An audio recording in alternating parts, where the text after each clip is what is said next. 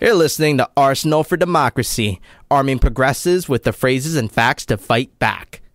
I have to say, I was also initially somewhat skeptical about the protests. I thought they were kind of disorganized a little bit, didn't know what they were doing. I wasn't clear. But I think they're expressing a lot of things that people have been thinking, and it's just been kind of getting worse. I don't know if there's anything that's going to come out of this. I really don't know on Wall Street. I think it's picking up steam. I think it's spreading to different places. I think that's a good thing. I think it's tackling a lot of stuff that really we haven't addressed since 2008 when the collapse happened. And you could even argue that we haven't addressed some of this stuff since 1980 when the Reagan Revolution started. And the thing that I get from talking to people our age, the thing that I get is that there's a real sense of anger, of disappointment, and of disgust right now. There's kind of this sense that the country's coming to an end, that these are truly apocalyptic times, not like a biblical apocalypse, just one that we created. And the worst part of it is that we know that there are policy solutions to fix the problems, and we know what they are, but yet we're forced to sit here kind of helplessly and just watch as conservatives burn the country to the ground. Now, I don't know if they have an insurance policy on the country and they're planning to collect, but this is just something that it's pretty frightening for people, especially 20-somethings, younger 30-somethings, and, of course, people even older than that. But especially those of us in our 20s, we're sitting here and around the country. Many of us don't have job prospects in the long term. We feel like we don't have anything going for us, that there's not even much of a future. A lot of us have mountains of student debt. And the American culture just fundamentally, it promotes individual self-blame instead of criticism of society. So you see in other countries, they take to the streets and they demand economic change. Here, people just get depressed, sometimes to the point of suicide, because they're busy blaming themselves. And I think that, I can't even remember a time in my life when I knew so many of my friends and acquaintances who were suffering from depression at one time. And I think that it has to be traced back to the overall general world outlook and just a sense that it's not going to get better, that it's going to get worse. And we're some of us, maybe never going to get jobs. And the thing is, instead of recognizing that we followed all the rules and did what we were supposed to do to get ahead, we keep just blaming ourselves. And then you get rare times like this with Occupy Wall Street, where we do recognize that we did it the right way, and we get angry, and the result is that we get called entitled. You can look it up, article after article, talking about how we're so entitled. We have the most volunteering generation since World War II because of that common spirit that we developed after 9/11, and they're still saying we're just entitled. Yeah, we're totally living with our parents because we just don't want to leave, not because there aren't any jobs for us and nobody cares enough to do anything about it. It's ridiculous. If you think about it, Republicans, they won back the House last November, right? And what was their biggest pledge? They said they were going to fix the economy. And they're now in their 10th month in office, back in control. They haven't introduced a plan. And every time the Democrats or the president propose anything, the Republicans immediately reject that. We saw Eric Cantor today rejecting that. We see Mitch McConnell saying, let's bring it for a vote because he knows that the package isn't final, and so the Democrats will have to vote it down, and that will kill it. Just they don't actually want to work this. And as you were saying, especially on Fox News, they're calling everything class warfare, which I think, honestly, is just projecting, because this country from very early on has kind of propagated a fiction that there are no classes in America, that it's just the people who succeeded and the people who didn't try hard enough. And the Republicans and Fox News keep saying that liberals resent people who are successful. No, we don't resent those rare billionaires who are actually spending their money on extensive charity and philanthropy work that produces real results. The people that we resent are the ones who they're filthy rich, they don't give anything back to the community, and then they don't want to pay any more in taxes to the government, and the government is what made them so rich. I'm talking here, though, specifically about people who, they just have more money than they could possibly ever use. Even if they build money houses and money pools, and they wear money suits, and they get buried with money caskets in Viking tombs with gold. These people, they pretend they aren't rich, or they seem to not know what rich is.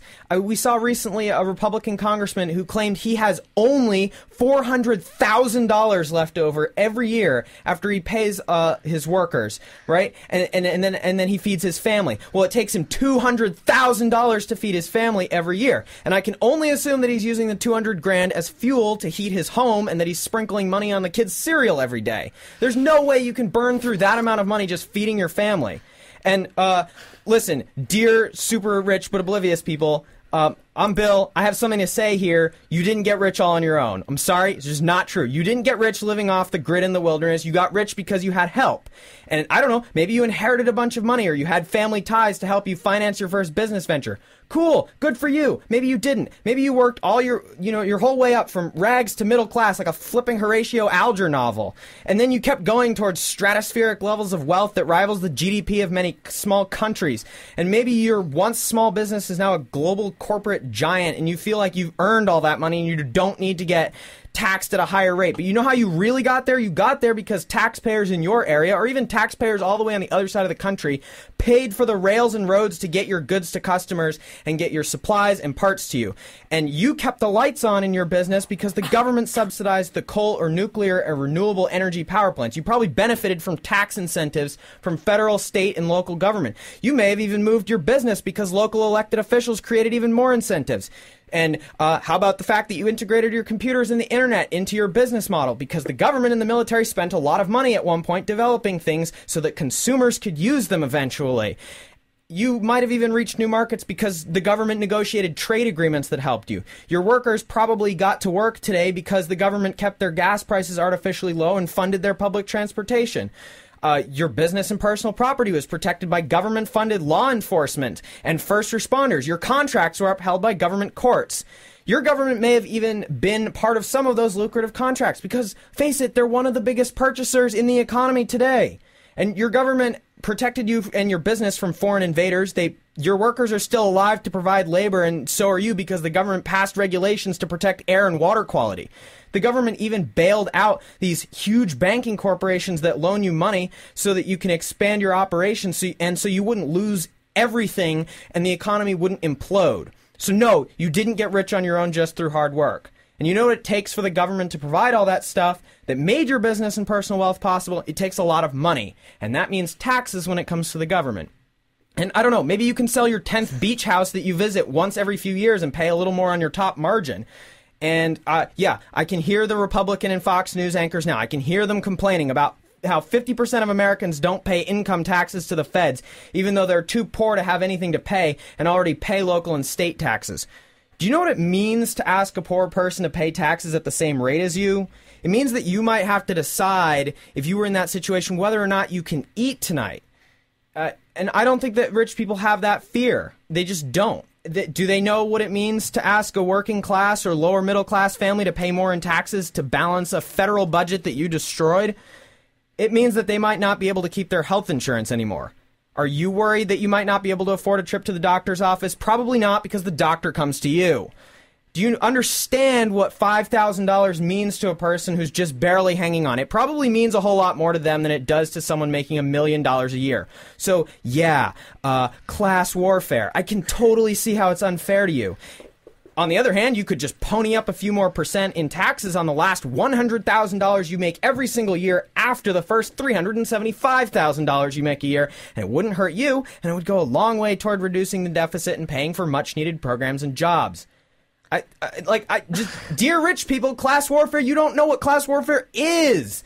If you want to know, class warfare, that's being told that your failure is because God wants some people to be rich and some people to be poor. Class warfare is having some people fight for decades to say that healthcare is just a privilege, while the rest of the industrialized world agrees that access to basic healthcare is a fundamental right. Class warfare is that there are still people in 2011, when we have more than enough food, who can't eat in this country. They don't get enough to eat. And it's labeled socialism whenever the government tries to pay for their meager lunches at school. And then the food stamps and similar programs, they get the same treatment and they're gutted for funds, even as the government's dumping billions into wasteful defense contracts that fund executive bonuses and don't create jobs.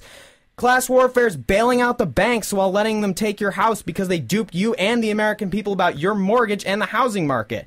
Class warfare is telling voters that corporations are people and can express as much speech in the political process as they can possibly buy. Class warfare is telling people that they'll have to retire later to collect Social Security so they don't have to choose between pills and food because we're unwilling to tax billionaires just a bit more on the payroll tax. Class warfare is about pitting old workers against young workers so that folks like us can't get jobs. Class warfare is firing half the company and telling everyone left to work twice as hard so they don't get replaced while the company makes record profits in a down economy, and then we're told this is the new economy. Class warfare is telling kids that they just need to get a good education to succeed in life while not making sure that there are actually going to be jobs for them when they get out of school, and then demand that they pay off those ridiculously overpriced student loans for decades, whether or not they actually have jobs. Class warfare is shipping industrial jobs overseas and then not caring that people in the Rust Belt don't have enough employment to survive for the past 2 decades. Class warfare is telling unemployed people that they're lazy when the jobs just don't exist anymore. Class warfare is the richest 1%, even the richest 10th of 1%, growing so much richer while middle class and working class American families have seen their incomes and standards of living declining in real terms for decades. Class warfare is telling the New York Times that life is hard for you now because you had to lay off the gardener when your husband's bailout bonus was cut by a fraction of a percent. Class warfare is telling the American people that any policies that might actually help anyone making under $250,000 a year constitutes class warfare. Class warfare is also claiming that making $1 million every 4 years makes a person solidly middle class. You don't have any idea what class warfare is, and maybe it's time that you found out. Because you ain't seen nothing yet. Or, alternatively, this is just a suggestion, you could stop whining and just support some reasonable tax increases on your exorbitant wealth that you're never going to be able to use in your entire lifetime anyway, and support some reasonable social safety nets and job creation programs, but that's just a thought from me.